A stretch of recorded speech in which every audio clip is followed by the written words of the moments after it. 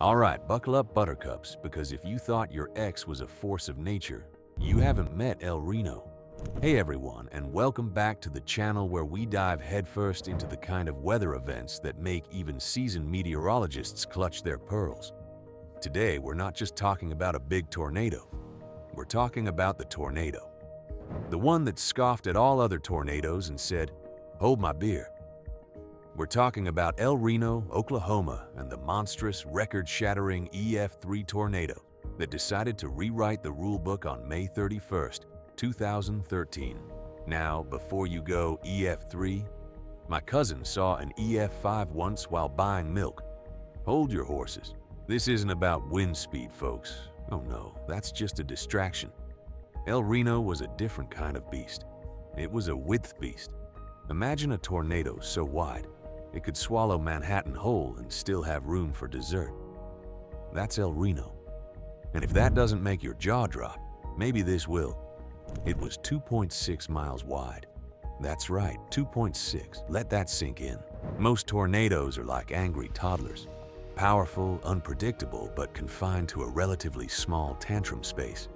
El Reno was like Godzilla in a teacup factory. But how does a storm even become such an absolute unit? And what makes this particular EF3 more infamous than some of its higher-rated brethren? Stick around, because we're about to unravel the swirling, terrifying mystery of the largest tornado ever recorded. Now, you might be thinking, a 2.6-mile wide tornado? How did that even happen? And that, my friends, is where the plot thickens faster than concrete in a hurricane. This wasn't just a big storm. It was a meteorological anomaly, a perfect, terrifying storm symphony that played out over the plains of Oklahoma. And to truly grasp its magnitude, we need to talk about supercells. Imagine a thunderstorm, but on steroids, with an espresso shot, and maybe a little bit of cosmic radiation thrown in for good measure.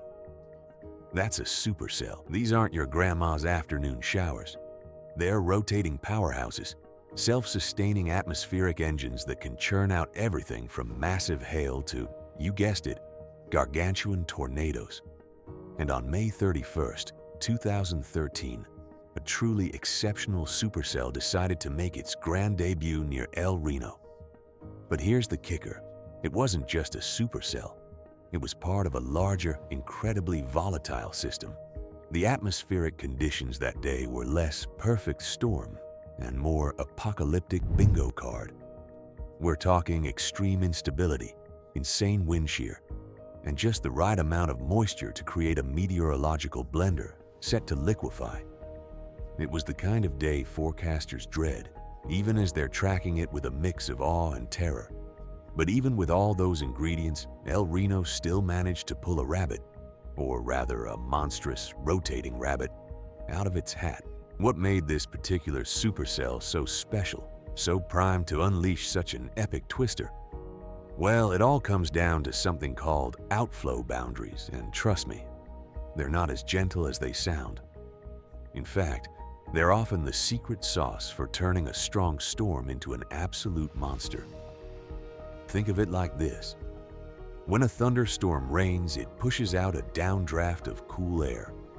This air spreads out, creating a boundary. Now, if two of these boundaries collide, or if a storm interacts with an existing one, it can create new areas of rotation. And on that fateful day, the El Reno storm wasn't just interacting with one boundary. It was doing a chaotic, destructive dance with multiple ones.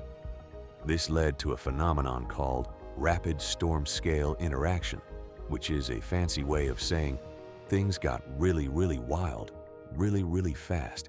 And that, folks, is just the warm-up act. Because what happened next wasn't just a tornado forming. It was an evolutionary leap in tornado behavior. It wasn't just big. It was chimeric, constantly changing, and utterly deceptive. So we have our supercell. We have our chaotic outflow boundary collisions, and boom, a tornado forms. But this wasn't your garden variety well-defined funnel. Oh no. The El Reno tornado was a master of disguise, a shape-shifting entity that baffled even the most experienced storm chasers. And this leads us to the most mind-bending aspect of this entire event. Its multiple vortices. Imagine a giant blender. Now imagine several smaller blenders spinning inside that giant blender. That's what was happening with El Reno. This wasn't just one massive vortex. It was a monster tornado containing multiple, rapidly rotating sub-vortices within its colossal circulation. And these weren't just cute little sidekicks. They were intense, destructive mini tornadoes embedded within the main beast. This is why, even though the overall rating was EF3 based on damage, those sub-vortices were likely producing EF4 and even EF5 equivalent winds in localized areas. It was a deceptive, devastating dance of destruction. And if you think that's complicated, try chasing it. Because for storm chasers, El Reno presented an unprecedented, terrifying challenge. It wasn't just about avoiding the main funnel. It was about trying to understand where the actual destructive core was at any given moment. For those brave or perhaps insane individuals who make a living documenting these meteorological marvels, El Reno was a game changer, and not in a good way. The sheer width and the multiple vortices meant that the visual cues they usually relied on were completely thrown off. You couldn't just look for a well-defined cone. You were looking at a massive, rain-wrapped, churning mass of cloud and debris that stretched for miles. Imagine trying to navigate a minefield, except the mines are invisible and constantly moving. That's what storm chasers faced. The tornado's erratic, almost balletic movements further compounded the danger.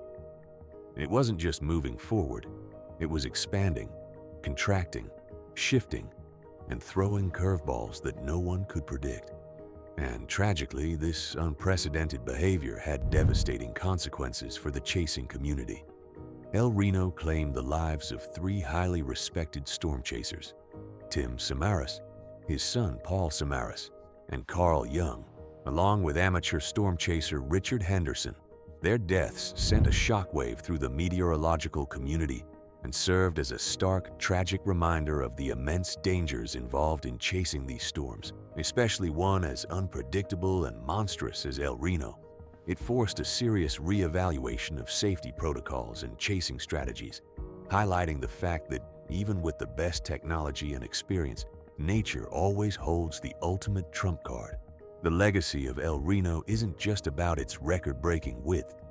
It's about the profound impact it had on how we understand and forecast tornadoes. It was a brutal, unforgettable lesson that continues to shape severe weather science today. So, what did we learn from this colossal, chaotic event?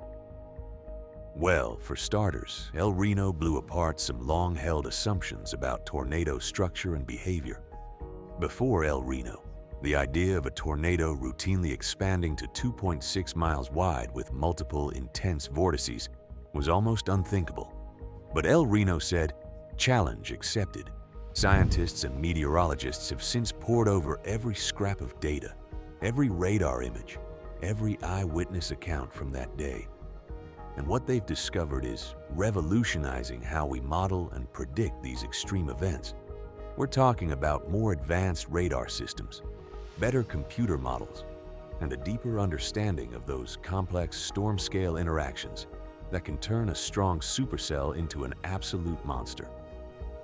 The insights gained from El Reno are helping to improve warning times, refine our understanding of tornado dynamics, and ultimately save lives. It forced us to confront the fact that even our most sophisticated tools and knowledge can be pushed to their limits by the sheer power and unpredictability of nature. But beyond the scientific advancements, El Reno also left an indelible mark on the public consciousness, reminding us all that when it comes to severe weather, humility is always the best policy. It taught us that sometimes the biggest threats aren't always the ones with the highest numbers on a scale, but the ones that defy categorization and rewrite the very definition of what's possible. So, the next time you hear about a tornado, remember El Reno. Remember the 2.6-mile-wide behemoth that reminded us just how powerful, deceptive, and utterly awe-inspiring nature can be. It's a sobering thought, but also a call to action. Stay informed, have a plan, and always, always respect the storm. And there you have it, folks.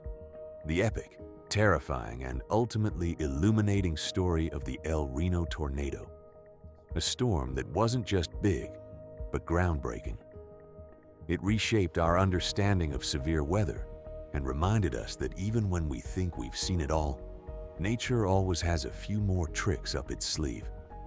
If you found this deep dive into the heart of a meteorological monster as fascinating as I did, smash that like button, subscribe for more epic weather content, and hit the notification bell so you don't miss our next adventure into the wild world of natural disasters.